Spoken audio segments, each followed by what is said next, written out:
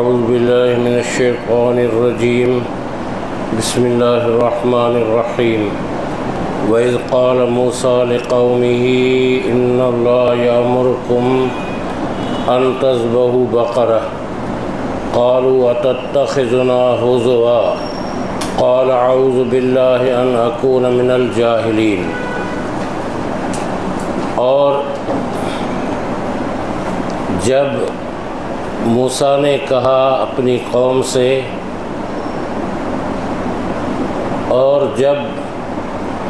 موسیٰ نے کہا اپنی قوم سے بے شک اللہ تمہیں حکم دیتا ہے، ان اللہ بے شک اللہ یامرکم منا تمہیں حکم دیتا ہے کہ تم ذبح کرو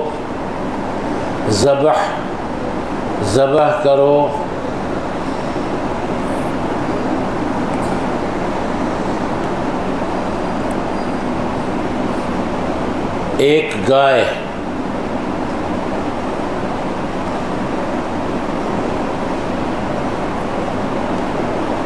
انہوں نے کہا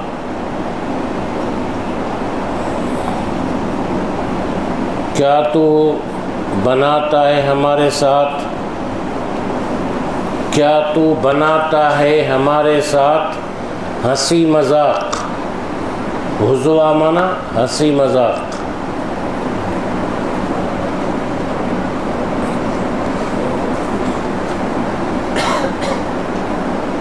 موسیٰ نے کہا، بریکٹ میں موسیٰ لکھنا، موسیٰ نے کہا میں اللہ کی پناہ میں آتا ہوں کہ میں ہو جاؤں جاہلوں میں سے، میں اللہ کی پناہ مانگتا ہوں کہ میں ہو جاؤں جاہلوں میں سے۔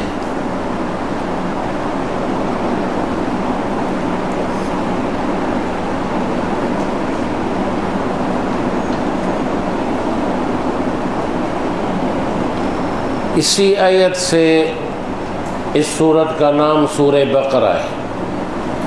بقرہ کہتے ہیں بقر، صرف بقر بیل کو، بقرتن اس کا مؤنث ہے، گائے کو کہتے ہیں، بقرتن مؤنث ہے اس کا، فیمیل، تو اسی سے اس سورت کا نام سورہ بقر رکھا گیا۔ پوری صورت میں کوئی سورہ بقر کا تذکرہ نہیں ہے، بقر کا، گائے کا، لیکن ایک نشانی کے طور پر نام رکھا گیا۔ اب اس کے متعلق جو ہے یہ بقرہ کیا تھی، گائے کیا تھی، کیوں اس کا ذبح کرنے کا حکم دیا گیا، بہت ساری حکایات تفسیروں نے لکھی ہیں۔ اس کا تذکرہ تورات وغیرہ میں نہیں پایا جاتا، لیکن اگر تورات میں نہ پایا جائے تو اس کا مطلب یہ نہیں ہے کہ قرآن نے جو بات کہی ہے وہ سچی نہیں ہے، اس لیے کہ قرآن کمپریہنسو بک ہے اور اس کی مکمل تعلیمات ہیں، تو جو قرآن نے کہا ہے ہم اس پر آمنا صدق نہ کہتے ہیں۔ بعض حکایات بھی اس کے متعلق ہیں، وہ ایک بات لمبی ہو جائے گی کہ کوئی نیک مرد تھا، اس کے وفات کے بعد یہ گائے اس کے بچے کو ورثے میں ملی، اور پھر بنی اسرائیل کو اس گائے کی ضرورت پڑی۔ حضرت موسیٰ نے جیسے ان سے کہا تھا کہ ایسی ویسی نشانیوں کی گائے ہونی چاہیے، تو وہ لڑکا جو ہے وہ بازار میں گائے لے کر کے گیا، تو ایک فرشتہ جو ہے انسان کی شکل میں اس کے پاس آیا اور اس سے کہا کہ یہ گائے کتنے میں دو گے؟ اور انہوں نے کہا کہ بازار میں مجھے اتنے پیسے ملتے ہیں۔ اس نے کہا میں اس سے دگنے پیسے تمہیں دیتا ہوں، یہ مجھے دے دو۔ انہوں نے کہا کہ نہیں، میں پہلے میں سودا پکا کرنے سے پہلے اپنی ماں سے پوچھ کر آؤں گا، پھر میں آپ سے سودا پکا کروں گا۔ اس نے کہا کہ نہیں، ماں سے پوچھنے کے لیے نہیں جاؤ تو میں ڈبل پیسے دوں گا۔ اس نے کہا کہ نہیں، واپس لے گیا۔ دوسرے دن پھر بازار لے گیا، پھر اسی طرح ان کے ساتھ ایسا ہوا۔ تیسرے دن بھی اس نے کہا کہ میں ماں سے پوچھوں گا، اس کے بغیر نہیں دوں گا۔ تو اس شخص نے اس سے کہا کہ یہ گائے تم اپنے پاس رکھو اور اس کی بڑی رقم تمہیں ملے گی، اور جب یہ مانگنے کے لیے لوگ تمہارے پاس آئے تو تم ان سے کہنا کہ گائے کی قیمت اس کی کھال بھر کر کے سونا چاندی کھال بھر کر ہے۔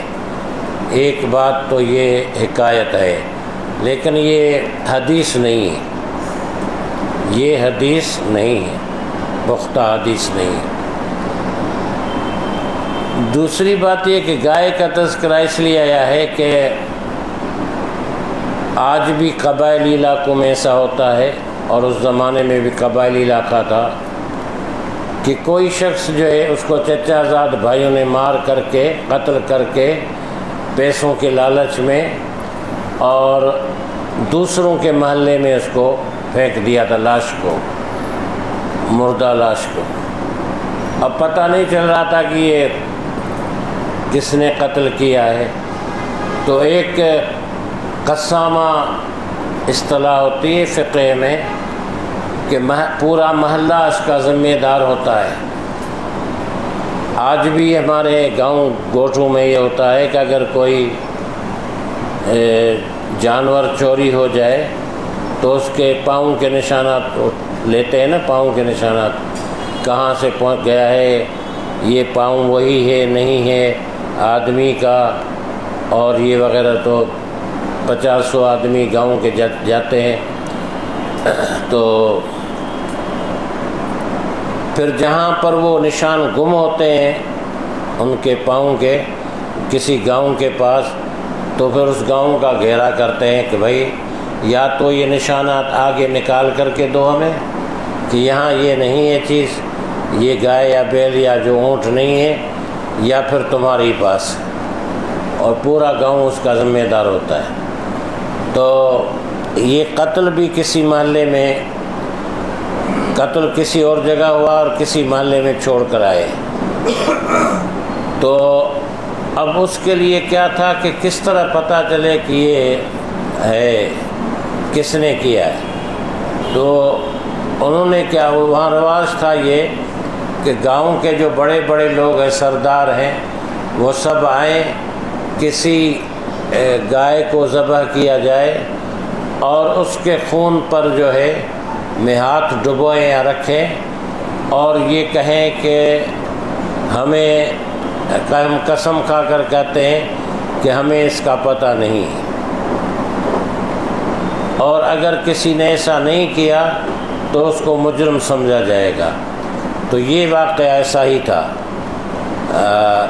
قسامہ کا واقعہ تھا کہ ایسی گائے ذبح کی جائے۔ تو پھر بنی اسرائیل کی جو عادت تھی نا، وہ سوال بہت کرتے تھے، ان کو تو ایک گائے کے ذبح کرنے کا حکم دیا گیا تھا۔ انہوں نے پھر کہا کہ وہ گائے کیسی ہو، اس کا رنگ کیسا ہو، وہ ہل چلاتی ہو یا نہیں، پانی دیتی ہے یا نہیں دیتی ہے، اور ہمیں تو گائے بہت ساری ہیں۔ تو جیسے جیسے وہ سوالات کرتے گئے ویسے ویسے ان پر پابندیاں بھی زیادہ لگتی گئی۔ اس لیے قرآن میں اللہ تعالیٰ نے فرمایا یا ایھا الذین آمنوا لا تسألوا عن اشیاء ان تبد لکم تسؤکم، اے ایمان والو تم خواہ ایسی چیزوں کے متعلق سوالات مت کرو کہ اگر وہ تمہارے لیے بیان کی جائیں تو تمہیں بری لگے یا تم ان کو ادا نہ کر سکو، خصوصاً انبیاء علیہ السلام سے۔ تو اس لیے کہ ان کے وقت میں تو قرآن نازل یا کتاب نازل ہوتی رہتی تھی۔ دوسری جگہ بھی قرآن میں ہے کہ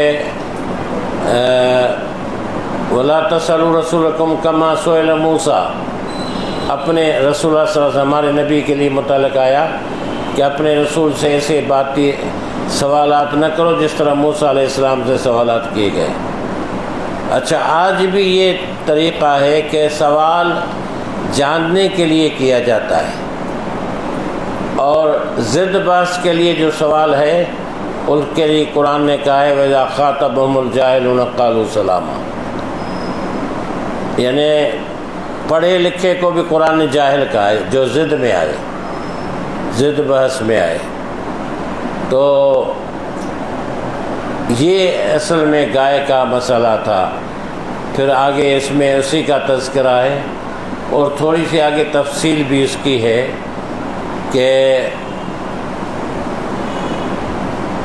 اس میں اس گائے کے گوشت کو مردے کے جسم پر رکھا جاتا تھا، دل پر یا زبان کے پاس یا کہیں، اور وہ مردہ بول اٹھتا تھا کہ مجھے فلاں نے قتل کیا ہے۔ ایک روایت یہ بھی ہے جس کا اگلے درس میں شاید آیا بھی نہیں ہے آج۔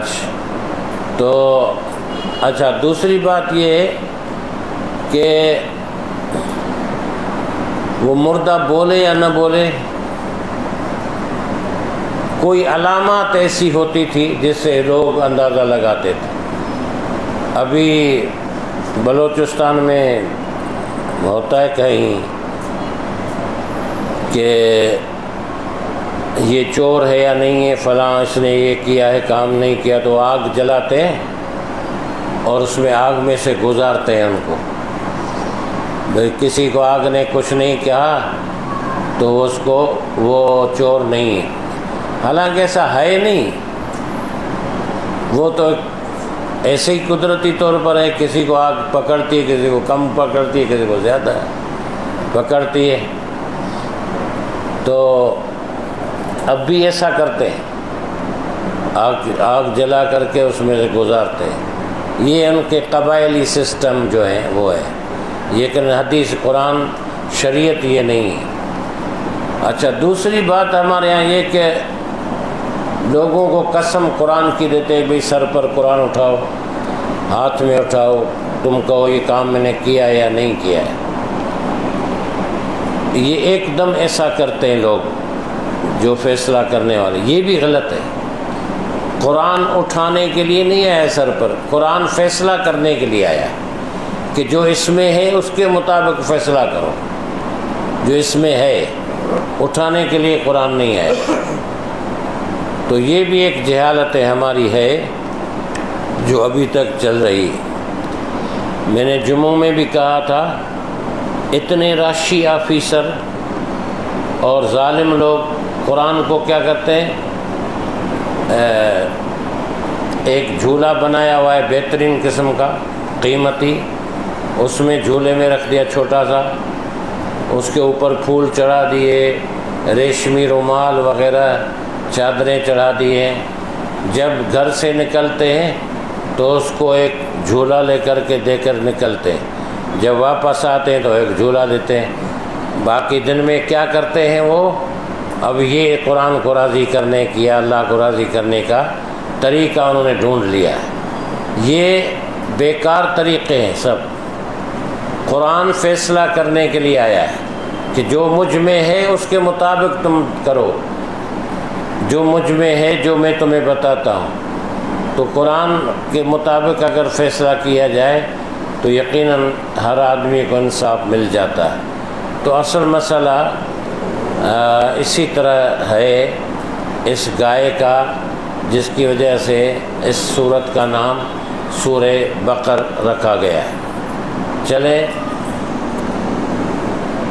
انہوں نے موسیٰ علیہ السلام نے کہا کہ اب یہ تفتیش کے سلسلے میں گائے کی ضرورت ہے، ذبح کرو گائے کو اور سب سردار آئیں تو فیصلہ کیا جائے گا۔ انہوں نے کہا کہ تم ہمارے ساتھ مذاق کرے تھا۔ موسیٰ علیہ السلام نے کہا کہ میں مذاق کروں، یعنی ایک نبی کے حیثیت سے، تو پھر تو میں انجانوں میں ہو جاؤں گا، جاہلوں میں سے ہو جاؤں گا۔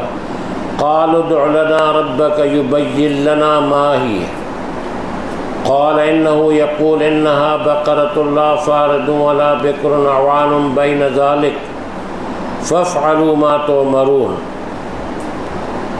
انہوں نے کہا تو دعا کر ہمارے لیے اپنے رب سے. انہوں نے کہا تو دعا کر ہمارے لیے اپنے رب سے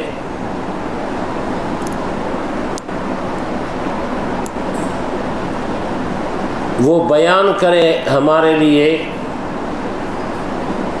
کیسی ہے وہ گائے. وہ بیان کرے ہمارے لیے کہ کیسی ہے وہ گائے. ما ہی ہے. موسیٰ نے کہا ہاں انہوں نے کہا دعا کر ہمارے لیے اپنے رب سے وہ بیان کرے یعنی اللہ ہمارے لیے کہ کیسی ہے وہ یعنی وہ گائے بریکٹ میں کہ کیسی ہے وہ.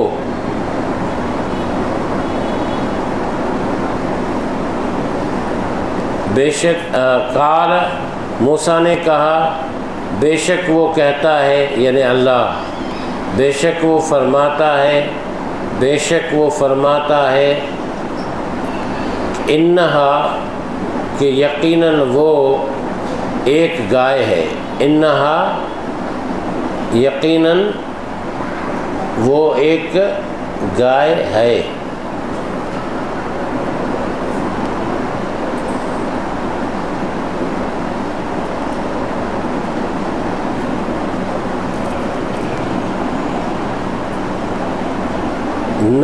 لا فارد نہ بوڑھی اور نہ جوان. فارد بنا بوڑھی نہ بوڑھی نہ کس کا ترجمہ ہے لا کا. لا فارد نہ بوڑھی ولا بکر اور نہ جوان.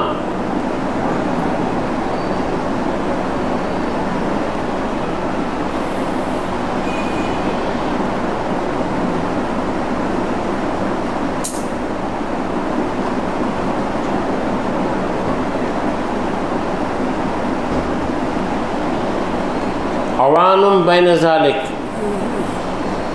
درمیانی عمر کی ہے اس کے درمیان.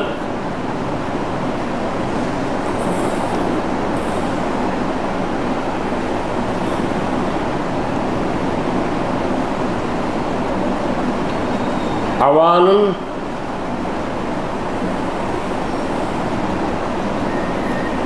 مناسب عمر کی ہے اس کے درمیان. فَافْعَلُوا مَا تُؤْمَرُونَ تو تم وہ کرو جو تم کو حکم دیا گیا ہے. تو تم وہ کرو جو تم کو حکم دیا گیا ہے.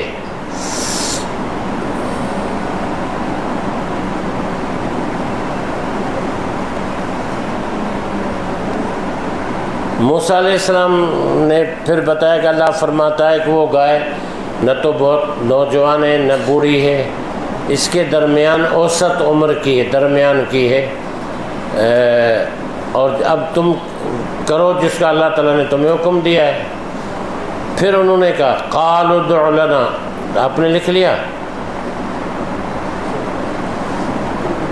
قالوا ادع لنا ربك يبين لنا ما لونها قال انه يقول انها بقرة صفراء فاقع لونها تسر الناظرین. انہوں نے کہا کہ تو دعا کر ہمارے لیے اپنے رب سے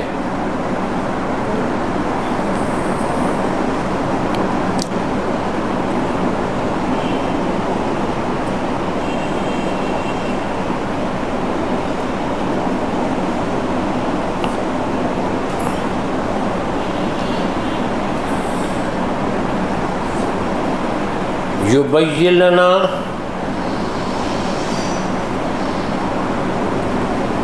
وہ بیان کرے ہمارے لیے ما لونہا کہ اس کا رنگ کیا ہے.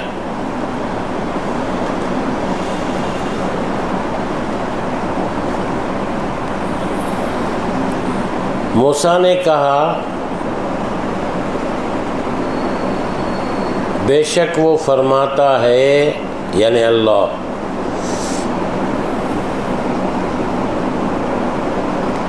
بلا شبہ انہا بلا شبہ یہ یقیناً وہ ایک گائے ہے زرد رنگ کی صفرا زرد رنگ کی زرد رنگ پیلا پیلا زرد رنگ یلو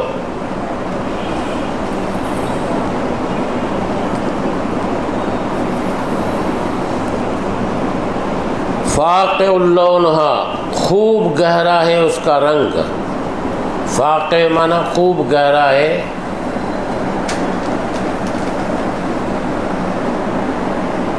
خوب گہرا ہے اس کا رنگ لون معنی رنگ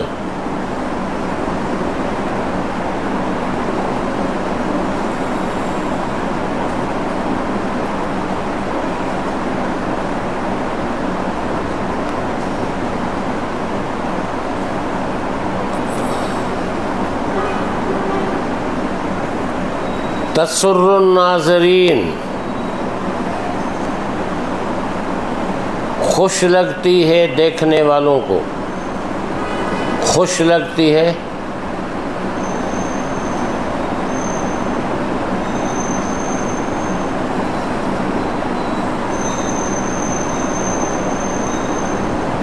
خوش لگتی ہے خوش بھاتی اچھی بھاتی ہے مائک سے کرنے کی آواز صحیح نہیں آ رہی ہاں خوش لگتی ہے دیکھنے والوں کو یہ بھی بتا دیا اب پھر انہوں نے کہا قالوا ادع لنا ربك يبين لنا ما هي ان البقرة تشابه علينا وإنا ان شاء الله لمهتدون انہوں نے کہا تو دعا کر ہمارے لیے اپنے رب سے انہوں نے کہا تو دعا کر ہمارے لیے اپنے رب سے وہ بیان کرے ہمارے لیے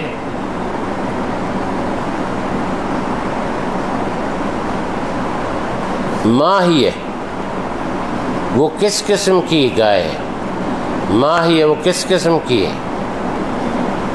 ماں ہی ہے وہ کس قسم کی ہے ان البقر تشابہ علینا وہ کس قسم کی ہے ان البقر بے شک گائے گائیں یعنی یہ جمع ہے مشتبہ ہو گئی ہیں ہم پر گائیں مشتبہ ہو گئی ہیں گائیں مشتبہ ہو گئی ہیں ہم پر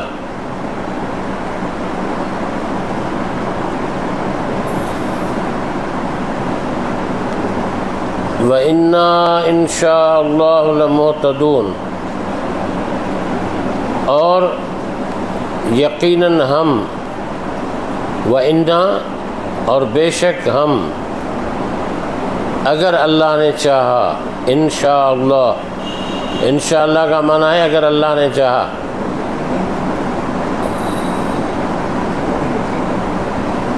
اگر اللہ نے چاہا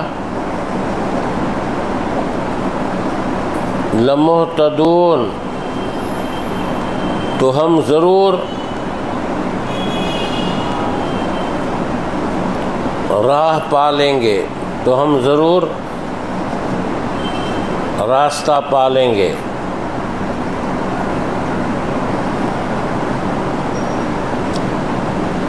یہ تیسرا چوتھا سوال تھا ان کا جیسے جیسے ان سے سامنے بات ہوتی ہے ایسے یہ ایک ہمارے یہاں بھی ہے نا آج بھی ایک سرخ پھیتا کہتے ہیں نا سرخ پھیتے کی شکار ہو گیا کیا سرخ پھیتے کی شکار ہو گیا کیس فلاں آدمی کا معاملہ فلاں آدمی کا حق سرخ پھیتے کا شکار ہو گیا سرخ پھیتا کیا ہوتا ہے یہ جو مین میخ نکالتے ہیں نا افسران جب پیسہ ان کو نہیں ملتا کسی چیز میں تو پھر اتنے سوالات کرتے ہیں آنے والے سے کہ بیزار ہو کر کے وہ پھر جانا ہی بند کر دیتا ہے۔ حضرت عمر بن عبدالعزیز اموی خاندان کے تھے نا، عمر بن عبدالعزیز،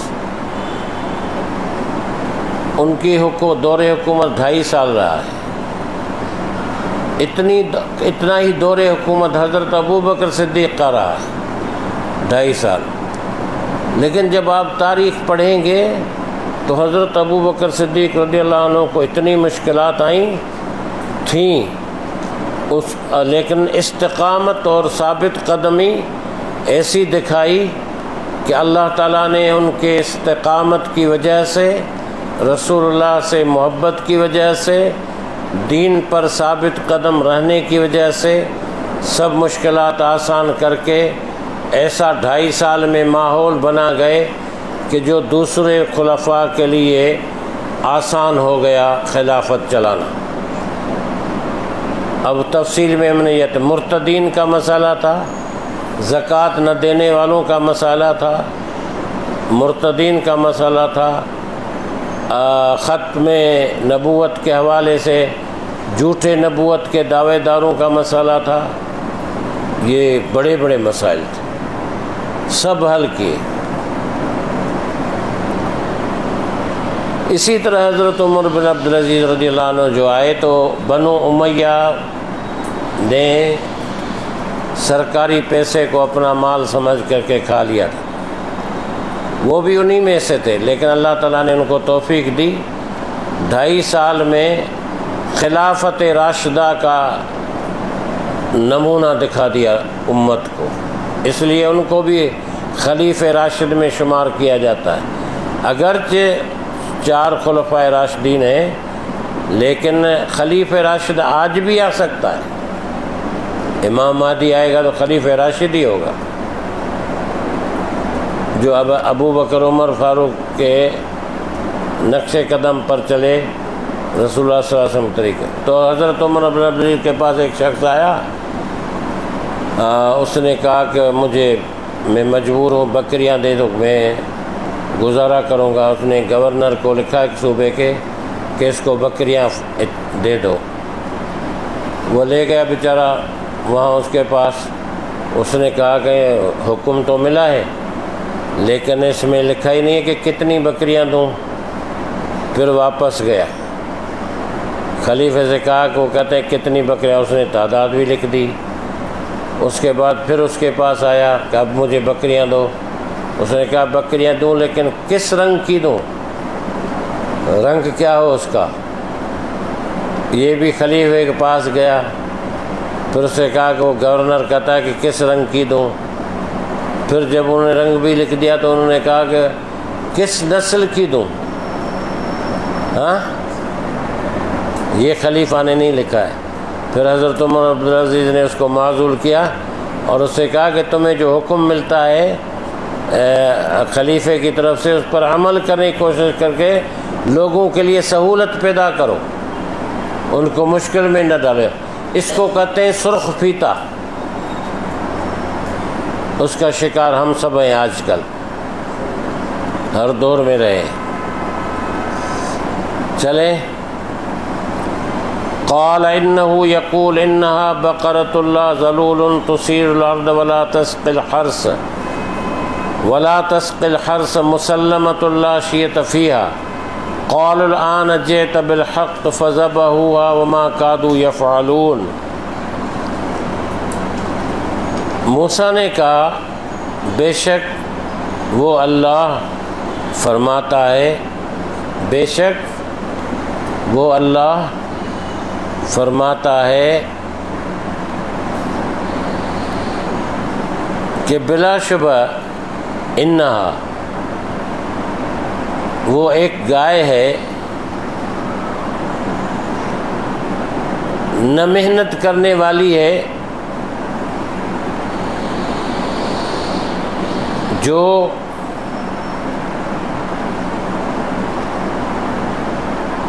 چیرتی ہو زمین کو، جو چیرتی ہو زمین کو، پھاڑتی ہو زمین کو یا چیرتی ہو زمین کو۔ ہل کے ذریعے سے زمین چیری جاتی ہے نا، زمین میں ہل چلتا ہے، یعنی ہل نہیں چلاتی وہ، اسے ہل چلانے کا کام نہیں لیا جاتا۔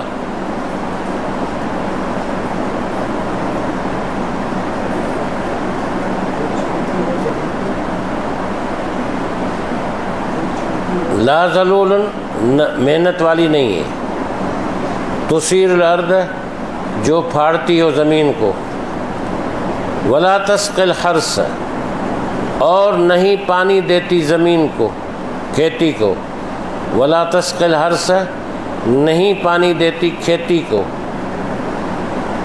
حرث مانا کھیتی، مسلمۃ، صحیح سالم،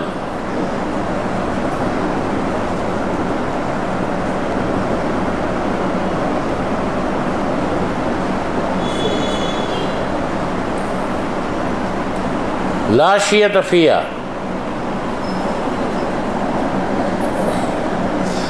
نہیں ہے کوئی عیب اس میں، نہیں ہے کوئی داغ دھبا یا عیب اس میں،